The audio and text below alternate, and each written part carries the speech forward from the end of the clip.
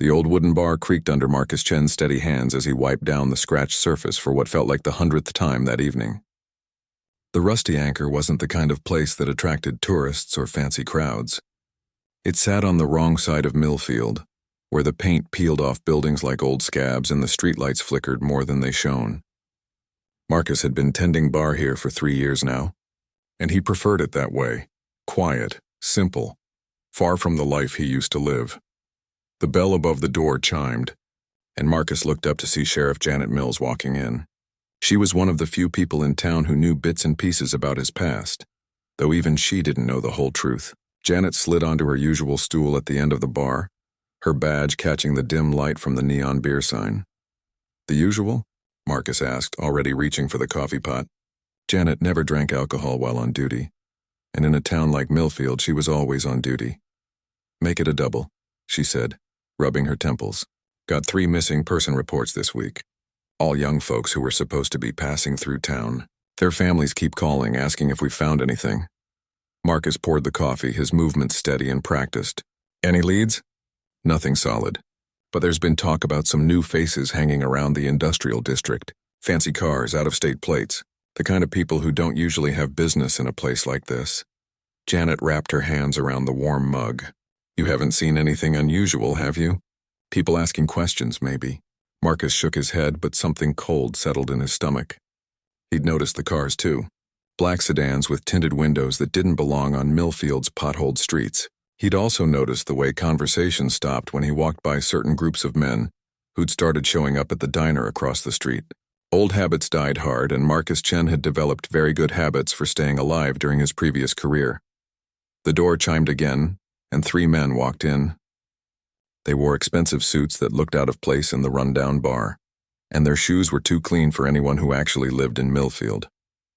Marcus continued wiping down glasses, but every muscle in his body went on alert. The way they moved, the way their eyes swept the room before they sat down. These weren't businessmen or lost tourists. "What can I get you, gentlemen?" Marcus asked, his voice calm and friendly. The man in the middle, who seemed to be their leader, had salt and pepper hair and cold blue eyes. 3 whiskeys. The good stuff." Marcus reached for the top shelf bourbon, noting how the man's jacket hung slightly open on the left side, shoulder holster. His companions were trying to look casual, but they kept glancing at the exits and their hands rested too close to their waistbands. "You boys aren't from around here," Sheriff Mills observed, her tone conversational but alert. "Just passing through," the leader replied without looking at her. His accent was East Coast, maybe New York or Boston. "Nice quiet town you got here." "Quiet is good," Janet said. "Keeps me from having too much paperwork." Marcus served the whiskeys and stepped back, but he stayed within earshot. The men spoke in low voices, and he caught fragments of their conversation. Words like package, delivery, and clean up that made his blood run cold. He'd heard conversations like this before, in different bars, in different cities when he was a different man. The leader looked up suddenly, as if sensing Marcus's attention. "You know, bartender, this town must see all kinds of people passing through. Truckers, travelers, maybe young folks looking for work in the big cities." "Some," Marcus replied carefully. "Most people who stop here are just getting gas or a meal before moving on." "That's interesting. See, we're looking for someone." Young woman, about 25, dark hair. "She was supposed to meet us here in Millfield a few days ago, but she seems to have disappeared." Marcus felt Janet tense beside him. This was too close to the missing persons cases she'd mentioned. "Can't say I've seen anyone matching that description recently." The man smiled, but it didn't reach his eyes. "That's unfortunate. She had something that belongs to us. Something very valuable. Maybe you should file a report with the sheriff," Marcus suggested, nodding toward Janet. "Oh, we prefer to handle our business privately," the man said, his smile growing colder. "Less paperwork that way." Janet set down her coffee cup with a sharp clink. "In this town, all business goes through proper channels. If someone's missing, you file a report. If something's been stolen, you file a report. That's how things work here." The 3 men exchanged glances. The leader finished his whiskey and stood up, dropping a $100 bill on the bar. "Keep the change, bartender, and keep your ears open. We'll be in town for a few more days asking around. I'm sure someone will remember seeing our missing friend." After they left, Janet and Marcus sat in heavy silence. Finally, Janet spoke. "Those weren't businessmen." No, Marcus agreed, his mind already working through possibilities and contingencies he hadn't thought about in years. They weren't. The missing girl they mentioned. It fits the description of Sarah Martinez.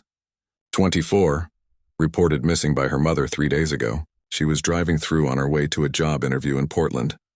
Marcus poured himself a rare glass of whiskey. His hands were perfectly steady, but inside, old instincts were awakening. The careful, quiet life he'd built in Millfield was about to get very complicated. "Janet," he said quietly, "I think you should call the state police, and maybe the FBI. Marcus, what aren't you telling me?" He looked at her for a long moment, weighing how much truth he could afford to share. "Let's just say I recognize their type. And if they're what I think they are, this town is in more trouble than missing persons cases." Outside, one of the black sedans drove slowly past the bar's windows. Marcus watched it go, and for the first time in 3 years he let himself remember what it felt like to be someone other than a simple small-town bartender. Marcus didn't sleep much that night. His small apartment above the bar felt different somehow, as if the walls had grown thinner and the shadows deeper. He lay in bed listening to every creak of the old building, every car that passed on the street below. Around 3 in the morning he gave up pretending to sleep and moved to the window that overlooked the main street. The black sedan was parked across from the diner, engine off but someone sitting behind the wheel. Marcus watched for 20 minutes before the car finally drove away. They were keeping tabs on him, which meant they suspected he knew more than he'd let on. Or maybe they were just being thorough. Professional criminals often were. The next morning brought news that made Marcus's stomach drop. Janet called him at 7, her voice tight with worry. "We found Sarah Martinez's car," she said without preamble. "Abandoned off Route 15 about 10 miles outside town. No sign of her, but there was blood on the driver's seat." Marcus closed his eyes. "How much blood?" "Enough to suggest she was hurt, not enough to suggest she's dead. Yet." Janet paused. "Marcus, I called the state police like you suggested. They're sending a detective, but it'll be this afternoon before anyone gets here. Those men from last night, they checked into the Millfield Motor Lodge, all 3 of them, paying cash for a week. They're not planning to leave anytime soon. That's what worries me. A town this size, if they're really looking for someone, they'll find them, or find out what happened to them." After hanging up, Marcus went through his morning routine, but his mind was elsewhere.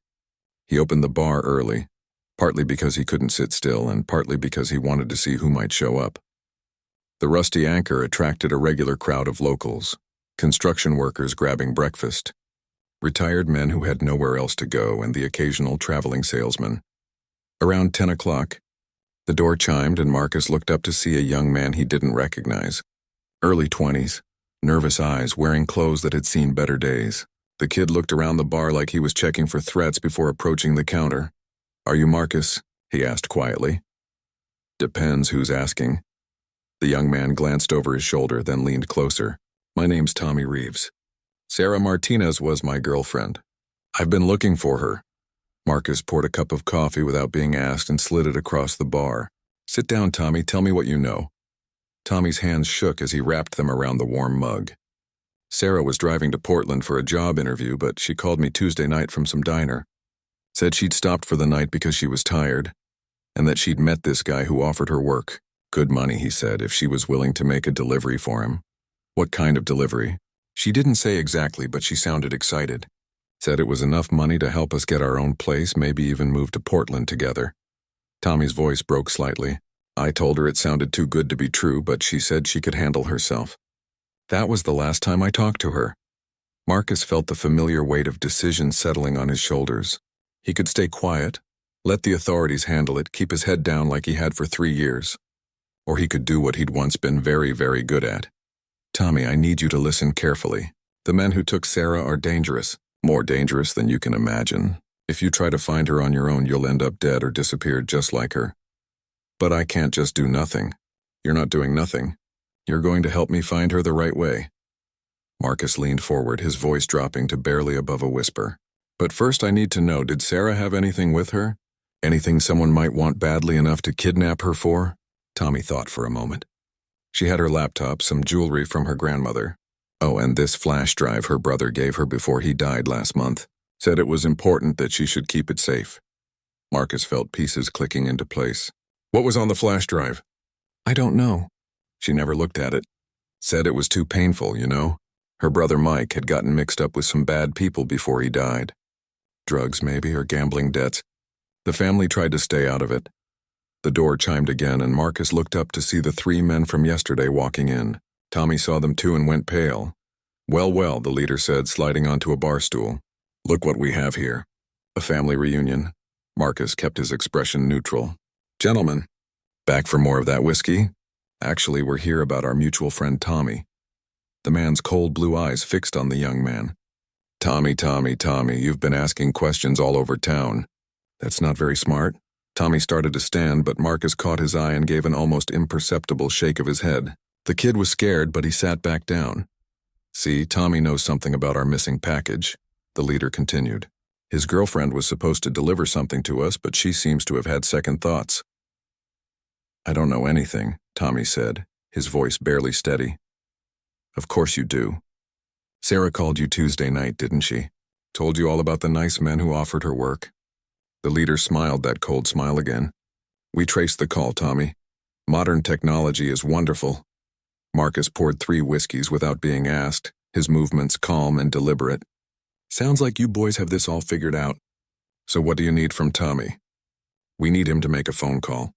Sarah's been very uncooperative, but I bet she'll be more reasonable if she hears her boyfriend's voice, especially if he sounds distressed.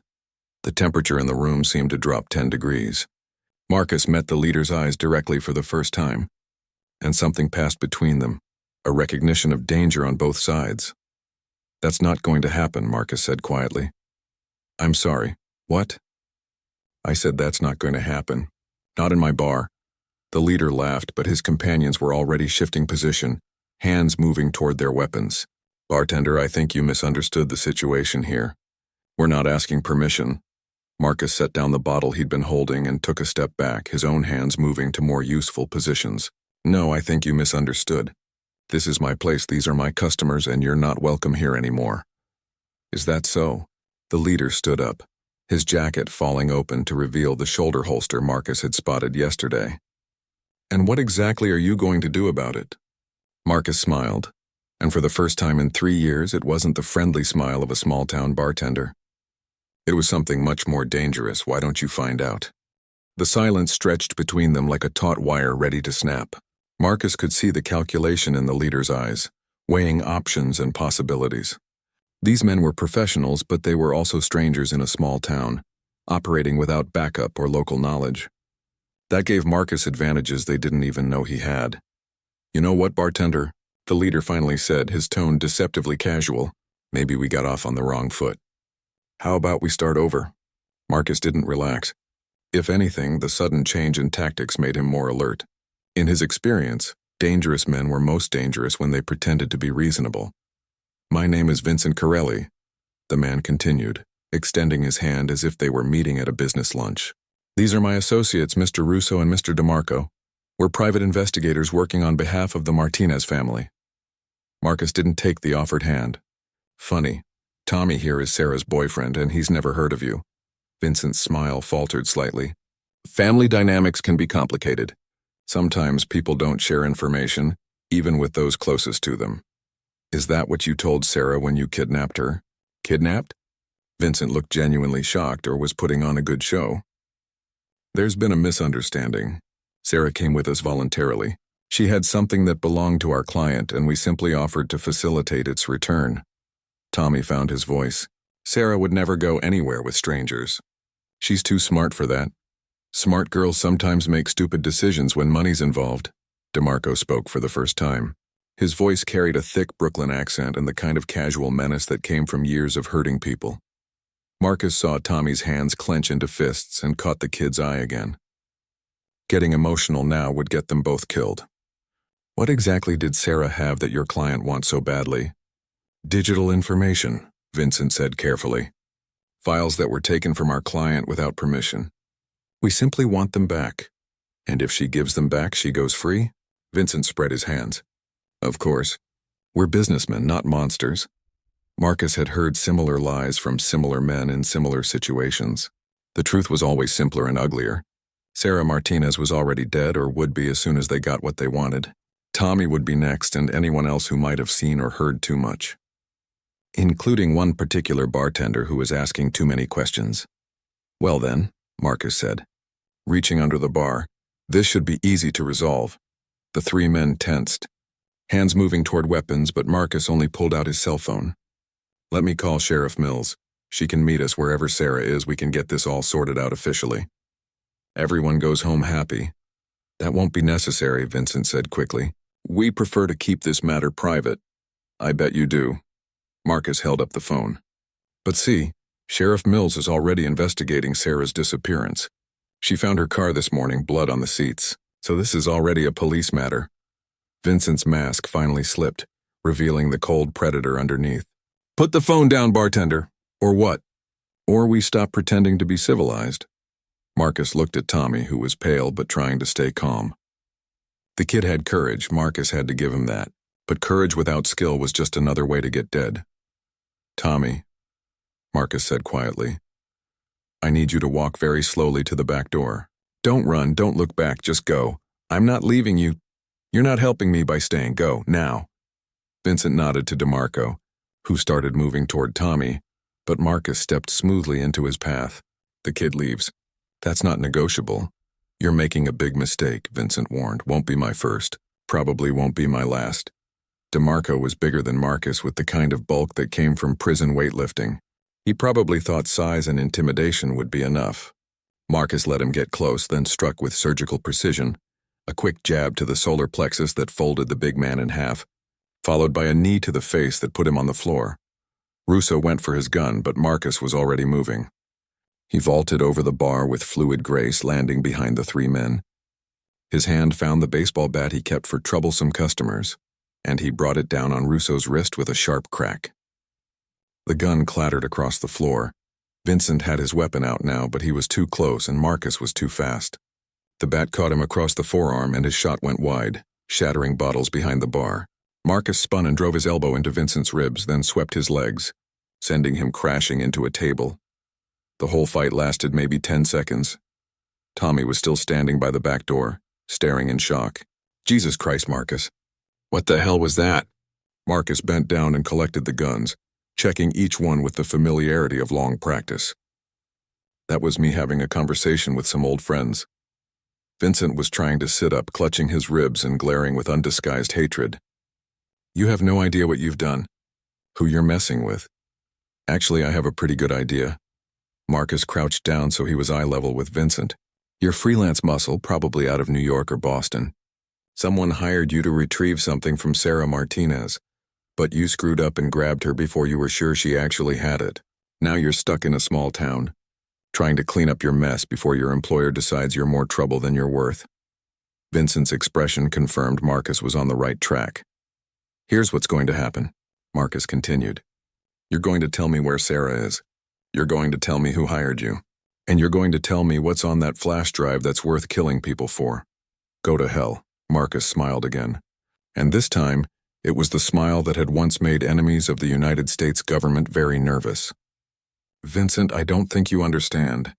I used to do this for a living, and I was very, very good at it." He stood up and walked to the front door, flipping the sign to closed and turning the deadbolt. Then he went to the windows and pulled down the shades. The bar was suddenly dim and intimate, like a confessional. "Tommy," Marcus said without turning around, "there's a first aid kit under the register. Patch up these gentlemen. We're going to be here for a while." "Marcus, maybe we should call the sheriff." "Not yet. First, we're going to have a little chat about Sarah Martinez, and about who these men really work for." Marcus turned back to Vincent, who was struggling to his feet. "See, I have a feeling this is about more than just one missing girl. I think someone's using Millfield as a way station for something bigger, and I think Sarah accidentally stumbled into the middle of it." Vincent wiped blood from his lip. "You don't know what you're talking about. Then educate me, because the alternative is I start asking questions in ways you really won't enjoy." Outside, a car door slammed. Marcus moved to the window and peered through a gap in the shade. 2 more black sedans had pulled up and men in suits were getting out. "Looks like the cavalry's arrived," Vincent said with a bloody grin. "You should have taken our deal, bartender. Now it's too late." Marcus counted 6 men outside, all armed, all moving with military precision. Professional odds were now 8-1. not counting whatever backup might be arriving soon.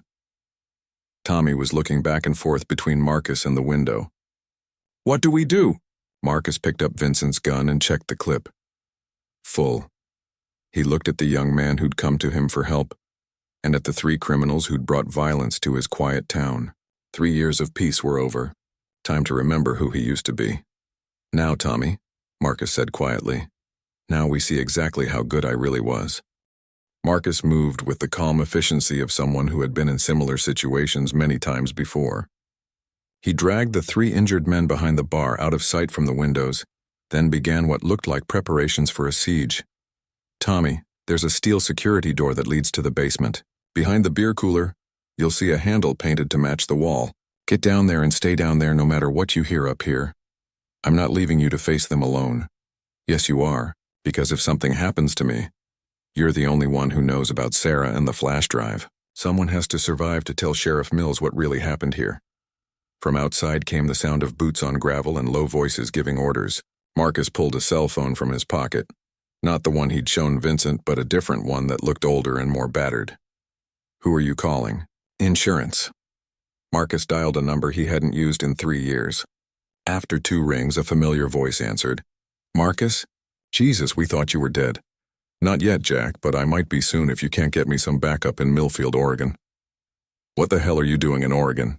"Long story.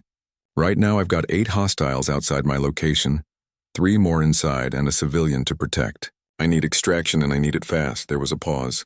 "Marcus, you know I can't authorize that. You're not one of us anymore, remember?" "Then don't make it official." "You owe me, Jack. Prague, 2019. If I hadn't pulled you out of that embassy, you'd be in a Russian prison right now." Another pause. Longer this time. "What's your 20? Marcus gave him the address. "How long?" "Hour and a half, maybe 2 if we're lucky." "Can you hold out that long?" "Guess we'll find out." Marcus hung up and turned to Tommy, who was staring at him with wide eyes. "Who are you, really?" "Someone who used to work for the government doing things the government couldn't officially do. Now go. Get in that basement and don't come out until you hear Sheriff Mills or me calling for you." Tommy hesitated, then grabbed Marcus's arm. "Sarah, is she really still alive?" Marcus met his eyes honestly. "I don't know. But if she is, we'll find her. I promise." After Tommy disappeared into the basement, Marcus began setting up his defenses. The Rusty Anchor had been built in the 1940s, solid construction with thick walls and only 2 entrances. The windows were small and high, designed more for ventilation than light. "Not perfect, but workable," a voice called out from outside, amplified by a bullhorn. "This is Agent Morrison, Federal Bureau of Investigation. We have the building surrounded. Send out Vincent Corelli and his associates and nobody gets hurt." Marcus almost laughed. FBI agents didn't work with kidnappers and killers. These men were good, but not good enough to fool someone who'd spent years in the intelligence community. "Vincent," Marcus called to the injured man behind the bar. "Your friends are claiming to be FBI. Want to tell me what federal agency you really work for?" Vincent spat blood. "Go screw yourself," the voice outside came again. "You have 60 seconds to comply. After that, we're coming in." Marcus crouched behind an overturned table he'd positioned near the front door. Vincent's gun was in his right hand, Russo's pistol tucked into his belt. He'd found DeMarco's backup piece, a snub-nosed .38, in an ankle holster. 3 guns, maybe 40 rounds total. Not much for what was coming. The first attempt came through the back door. Marcus heard the lock being worked by someone who knew what they were doing, then the soft creak of hinges. He waited until he saw movement in his peripheral vision, then put 2 quick shots into the doorframe. Someone cursed and retreated. "Professional entry team," Marcus muttered to himself. "This just keeps getting better." The front windows exploded inward simultaneously, showering glass across the floor. Smoke canisters followed, filling the bar with thick gray clouds. Marcus had expected this. It was standard room clearing procedure. He dropped low and moved to his secondary position behind the bar itself. 3 figures came through the front door in textbook formation, automatic weapons ready. But Marcus wasn't where they expected him to be. He rose from behind the bar like a ghost and put down the first man with a double tap to the chest. The second spun toward him, but Marcus was already moving, rolling across the floor as bullets chewed up the wood where he'd been standing. The third man tried to flank left but walked into Marcus's field of fire. One shot dropped him, and suddenly the bar was quiet except for the sound of the wounded man's labored breathing. "Not bad for a washed-up bartender," Vincent called out mockingly.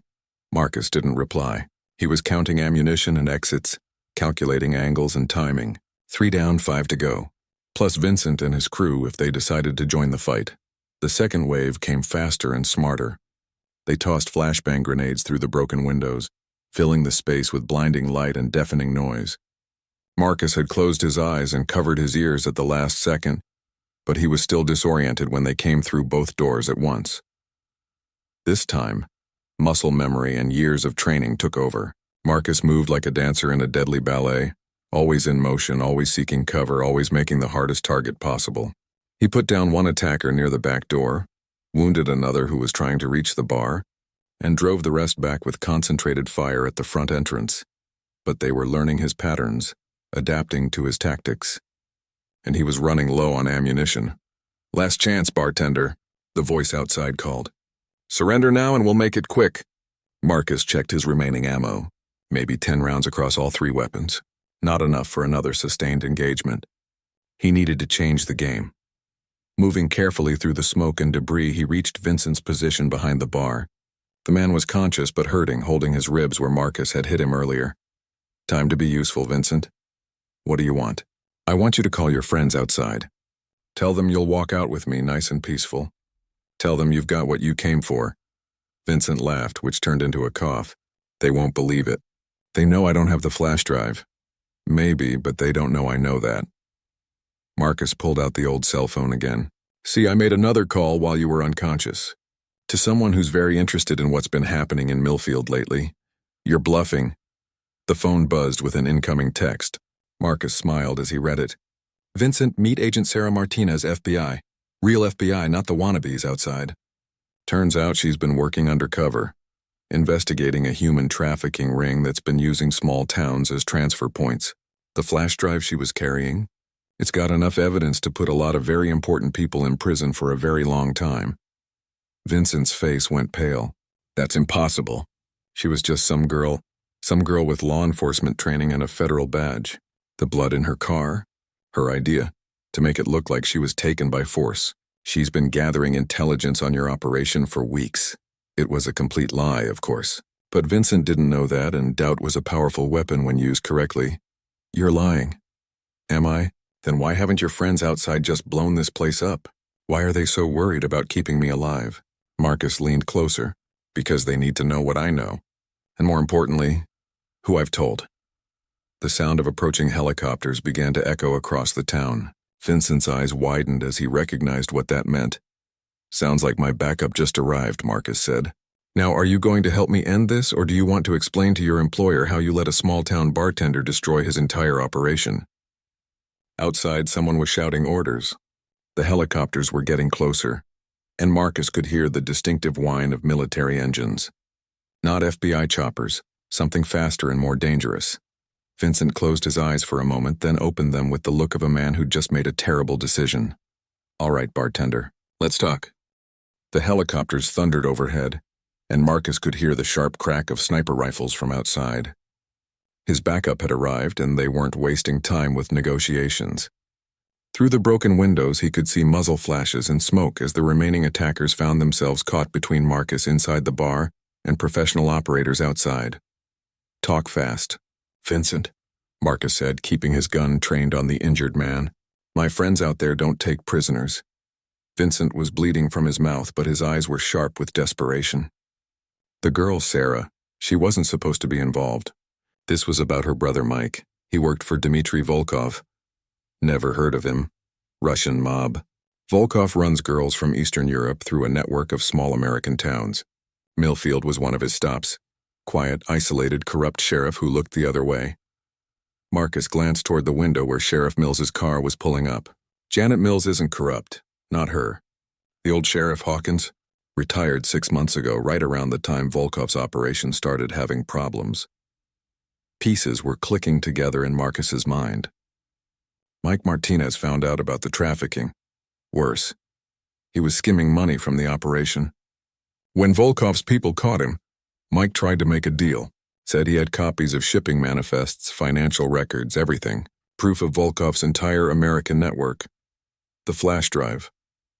Mike died before he could hand it over. Car accident, very convenient. But he'd already given the drive to his sister for safekeeping. The shooting outside was dying down. Marcus could hear Jack's voice over a radio, coordinating what sounded like a cleanup operation.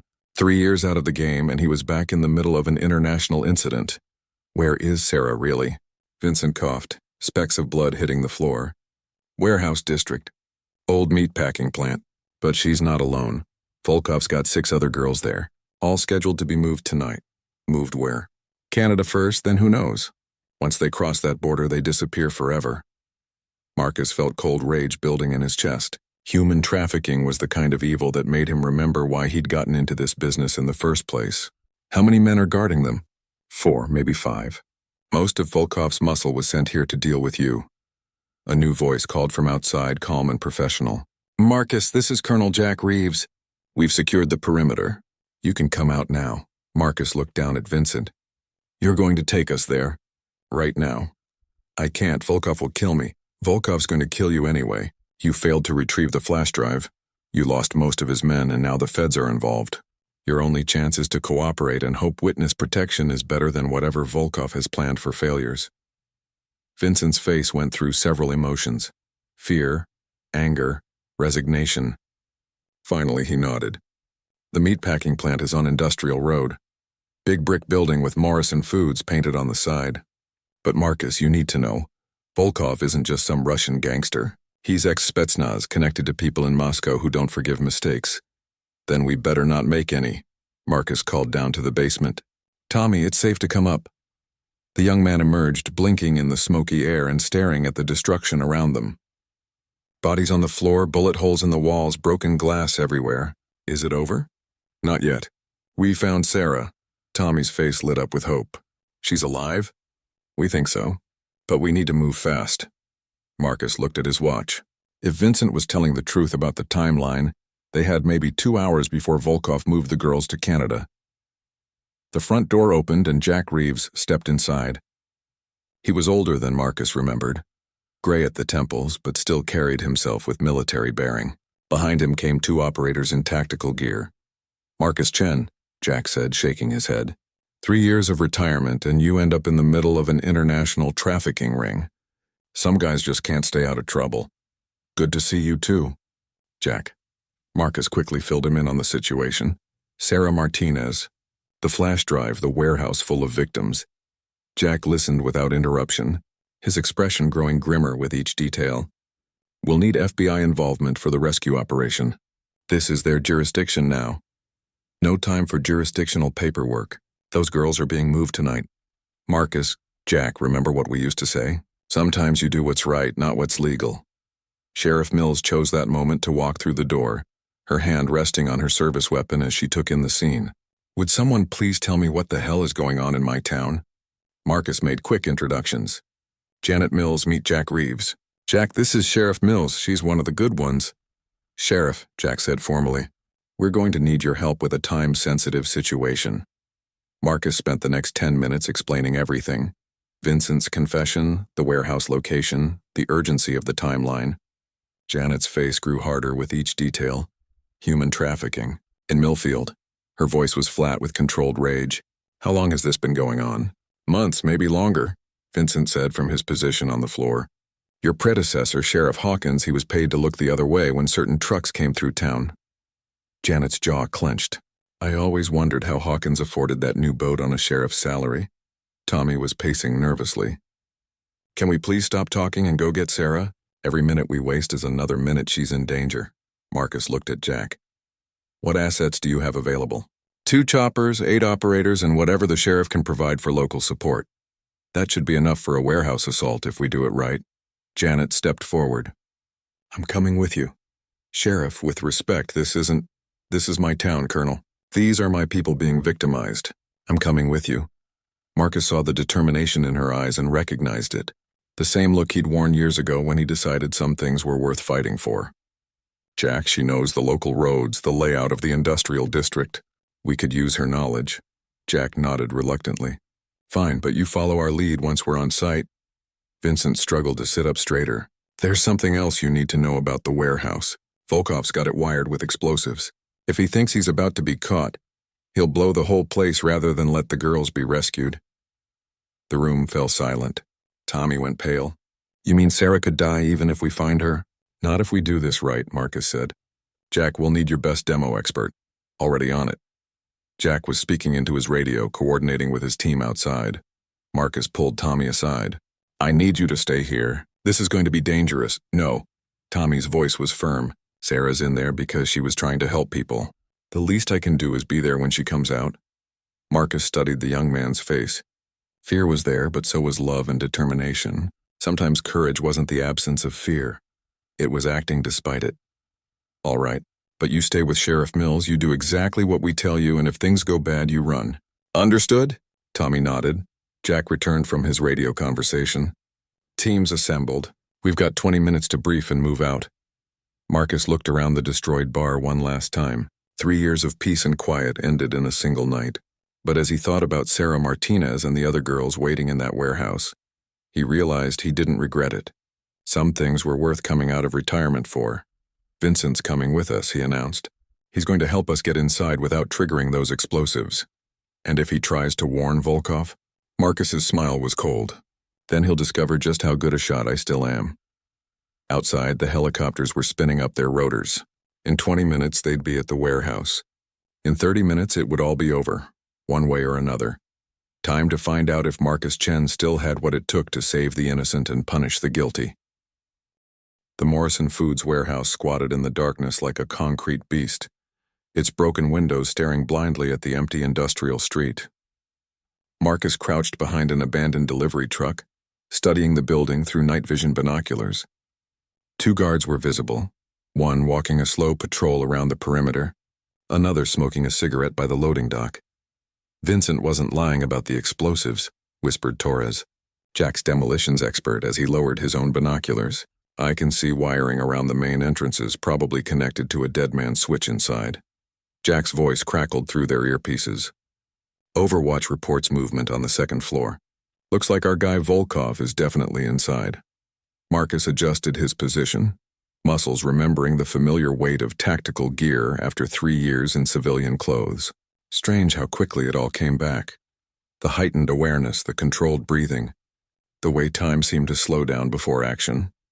Sheriff Mills was positioned 50 yards back with Tommy, both of them connected to the radio network but safely away from the initial assault. Vincent sat beside them, zip-tied and guarded, his face pale in the moonlight. Remember, Marcus said into his throat mic, we have 7 hostages inside minimum. Volkov's people won't hesitate to use them as shields. Copy that, came Jack's reply. Bravo team is in position at the rear exit. Charlie team has the loading dock. You and Alpha team take the main entrance on my mark. Marcus checked his weapon one final time. Jack had equipped him with military-grade hardware, an M4 carbine with night vision scope, enough firepower to handle whatever they found inside. It felt good in his hands, familiar as an old friend. Overwatch reports the perimeter guard is down, Torres whispered. One of Jack's snipers had silently eliminated the external threat. Mark, Jack's voice commanded. Marcus moved like a shadow toward the main entrance, 2 operators flanking him. The door was steel, reinforced, but Torres made quick work of it with a small shaped charge that blew the lock without triggering the larger explosives.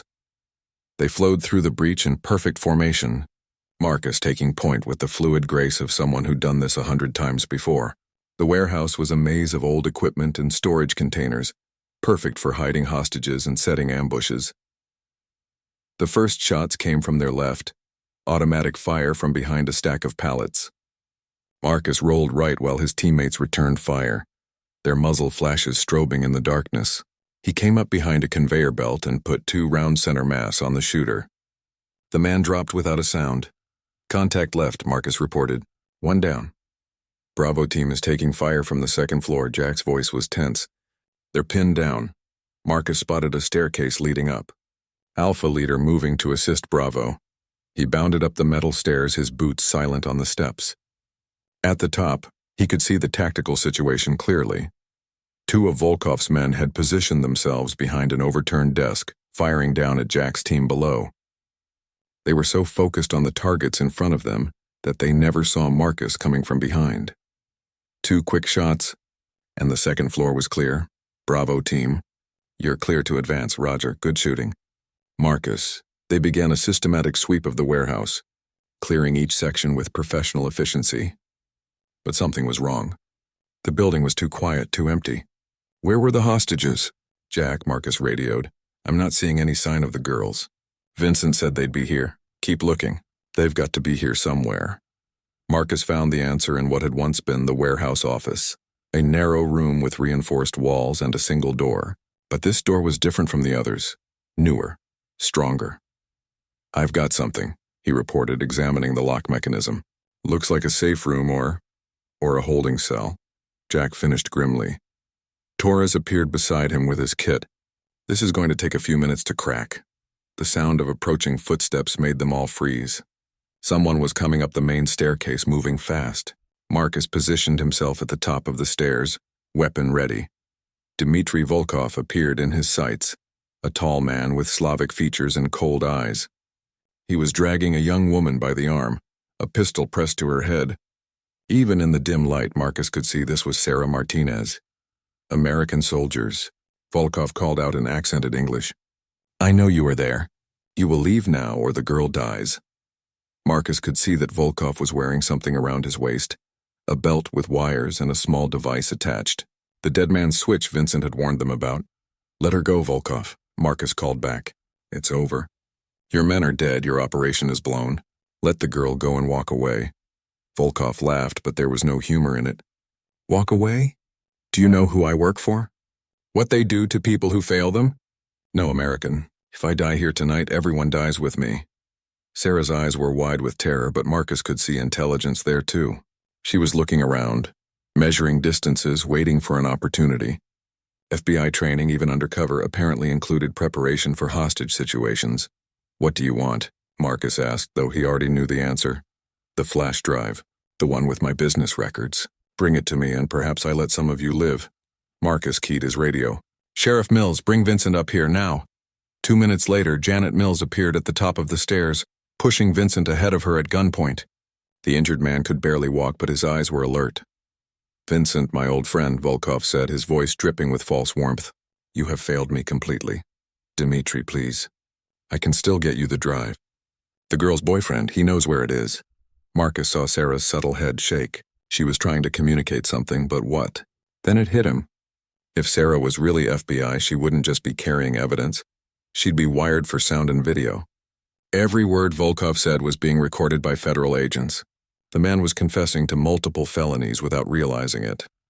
The drive doesn't matter anymore, Vincent, Marcus said loudly, making sure his voice would carry to any listening devices. Agent Martinez already transmitted copies to the FBI. Your entire network is blown. Volkov's face went pale. Agent Martinez? Sarah smiled for the first time since Marcus had seen her. Special Agent Sarah Martinez, FBI.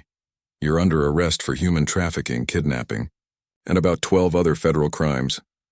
The Russian's grip on her arm loosened slightly as shock registered on his face. That was all Sarah needed.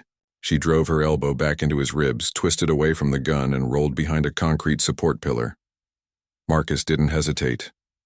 His shot took Volkov high in the shoulder, spinning him around and sending his pistol clattering across the floor. The man reached for the dead man's switch, but Torres was faster. A perfect headshot that dropped Volkov instantly. Bomb, Marcus yelled. But Torres was already moving, diving toward the dead man's device. It's okay, the demolitions expert called out. Dead man's switch requires constant pressure. When he let go, it disarmed automatically. Marcus helped Sarah to her feet. She was shaking but unhurt. Are you really FBI? She nodded. Undercover for 8 months.